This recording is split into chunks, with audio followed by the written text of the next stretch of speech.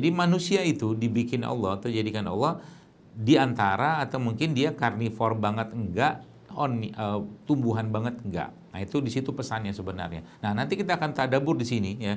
Apa kaitan apa katakanlah dengan sehat ya atau kesehatan Islam selama katakanlah Ramadan seperti ini ya. Khususnya berkaitan dengan bagaimana cara kita menjaga imunitas kita tetap terjaga. Nah, tadi kalau Bapak Ibu ya atau Bapak Ibu sekalian melihat atau membayangkan cakar ya, kemudian taring ya, itu kan perlindungan. Nah, pertanyaannya, lalu bagaimana caranya Allah Subhanahu wa taala, ibu-ibu sekalian, jamaah sekalian untuk memberikan perlindungan itu kepada makhluk yang bukan hewan ya. Maka Allah memberikan perlindungan tadi berupa zat-zat atau bahan-bahan tertentu yang bisa melindungi isi dari dalam atau mungkin kandungan dari dalam bahan tadi. Ya, contoh begini.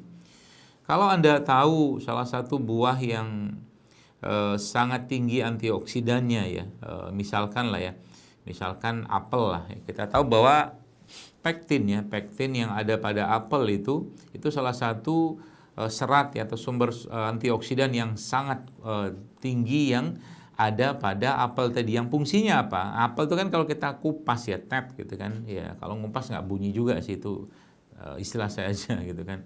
Kupas apel, kemudian apel itu kita biarkan beberapa saat, maka yang kupasan tadi itu maka kan dia akan berwarna coklat gitu kan. Itu kan proses oksidasi. Nah, di sini sebenarnya ada pelajaran penting di situ bahwa perlindungan yang Allah berikan kepada tumbuhan itu sebenarnya ada pada bahan-bahan yang ada, salah satunya ada pada kulit ya, ada pada kulit. Itu yang pertama.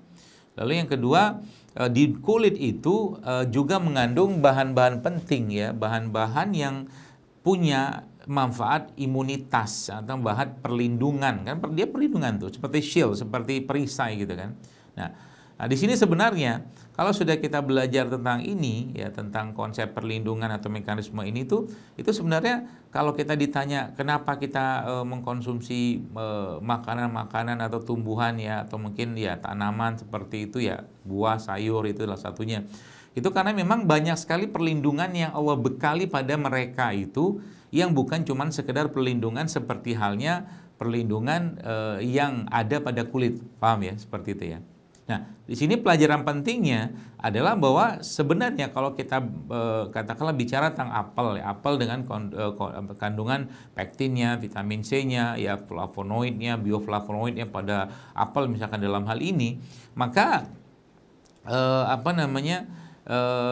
semua bagian dalam tubuhnya atau mungkin dalam ya komponen tumbuhan itu, mulai dari kulitnya sampai dalamnya, semua memiliki kandungan-kandungan atau khasiat, mulai dari perlindungan, mulai dari katakanlah dia menumbuhkan ya, atau mungkin menguatkan, ada proteinnya, ada intinya segala macam. Paham ya? Ya.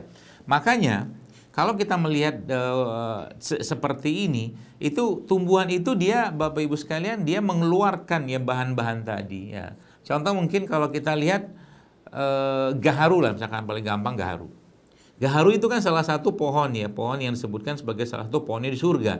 Bahkan gaharu itu minyaknya atau pedupaan gaharu itu dipakai oleh orang-orang yang pertama kali ketika mereka sudah masuk surga, pertama kali mereka dikasih dupanya itu terbuat dari pohon gaharu itu atau minyak dari gaharu itu. Nah, gaharu itu Anda bayangkan pohon gitu ya, pohon itu pohon besar lah gaharu gitu kan. Kemudian untuk mendapatkan kayu gaharu tadi, itu si gaharu itu baru disebut gaharu kalau seandainya dalam pohon tadi ada kuman atau bukan kuman atau kumbang lah ya, seperti itu, hewan yang menginfeksi kulit si gaharu tadi, kemudian gaharu tadi akan mengeluarkan resin itu bahan kimia lah ya yang ada pada batang pohon tadi, dan itu akan membuat di situ akan tampak seperti beralur-alur, berulir-ulir ya, kemudian warnanya sedikit berubah dan ada guratan-guratan. Itu resinnya itu sudah mulai keluar kalau seandainya si kumbang tadi sudah melukai pohon tadi.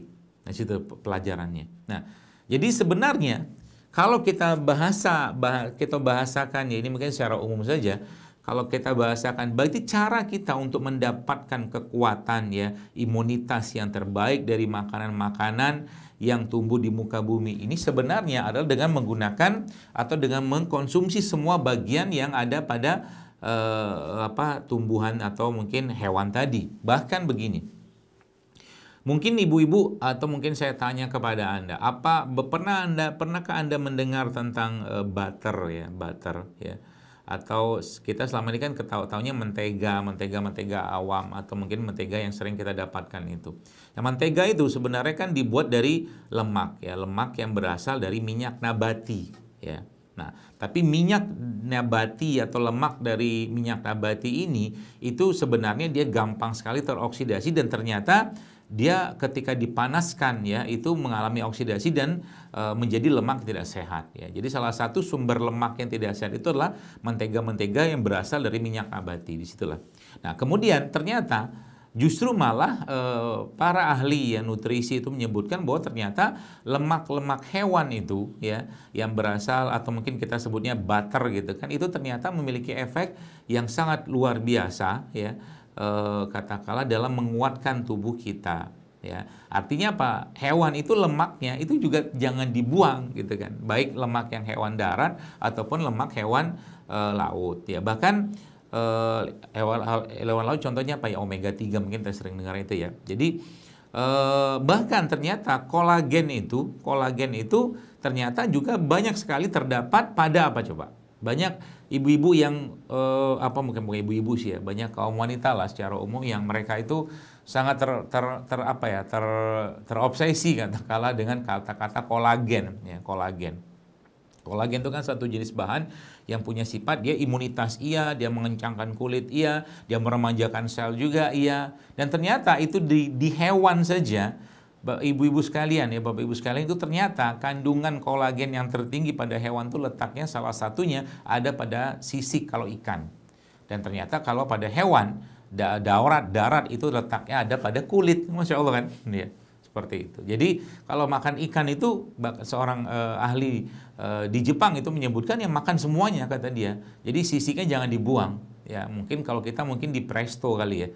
Atau kalau enggak nanti sisiknya itu diambil ya, misalkan diambil kemudian dibikin bubuk. Nah bubuknya itu bisa dipakai nanti mungkin dibikin makanan lah seperti, karena itu tinggi kolagen seperti itu. Jadi bahasa whole food ini ya, inilah yang sebenarnya kekuatan yang ada baik pada hewan atau tumbuhan gitu ya, khususnya mungkin pada dalam hal ini tumbuhan yang kita bahas ini yang kita makan seutuhnya ya. Jadi mungkin kalau kita makan apel kita tahu ya, ini kita tidak bicara tentang apel yang disemprot ya, atau apel-apel yang berlimpah pestisida ya, atau mungkin semprotan-semprotan sintetik atau logam berat di sana. Tapi saya bahas ini apel-apel yang sehat atau sayur-sayur sehat ya, katakanlah atau mungkin buah-buahan yang sehat yang bebas residu tadi ya, logam berat dari pestisida tadi. Nah, jadi bahasa whole food di sini artinya kalau kita mau mendapatkan utuhnya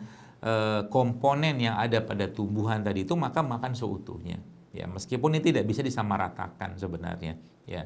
Artinya apa ya, Bakti Dok, kalau kita makan duren bagus sama kulitnya. Nah, sadar tidak sadar, kalau Anda yang biasanya makan duren ya, yang suka makan duren itu kan salah satu cara untuk mengurangi bau ya, atau katakanlah gula yang tinggi ya, yang akan membuat fermentasi dalam tubuh kita akibat dagingnya ya, atau mungkin daging durian tadi itu kan kita meminum air dari kulit durian tadi kan, seperti itu kan. Berarti kan ada sesuatu dalam kulit durian tadi ya. Bahkan subhanallah ya, tangan kita yang bau saja kalau kita gosok ke kulit durian yang putih itu kan bisa hilang bau dari durian tadi kan, subhanallah. Berarti ada sesuatu di situ gitu loh. Cuman orang mungkin sudah ada penelitian mungkin, tapi saya belum detail baca. Tapi secara tradisi atau turun-temurun kita tahu bahwa itu salah satu caranya menghilangkan bau dan menghilangkan katakanlah kembung kalau orang mengkonsumsi durian tadi.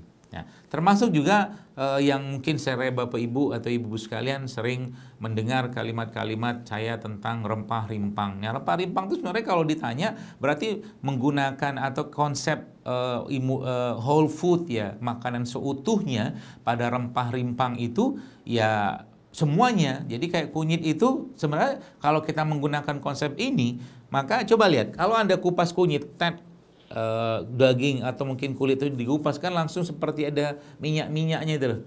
ya. Minyak-minyaknya itu yang keluar sebagai bentuk katakanlah mekanisme perlawanan ya. Mekanisme perlawanan kunyit tadi mengeluarkan bahan-bahan tersebut ya. Seperti itu bahan-bahan aktifnya ya.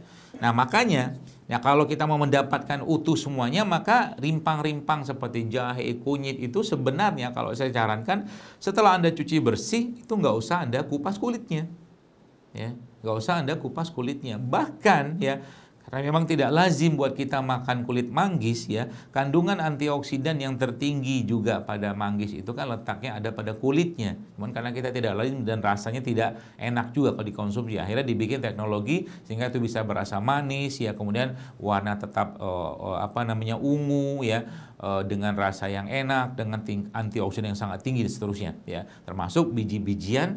Kalau misalkan kita nggak biasa, maka saya biasanya tuh menyarankan misalkan buah-buahan tertentu ya yang memang kita lazim makan seperti manggis tadi itu ya makanlah sama bijinya ya, makan sama bijinya.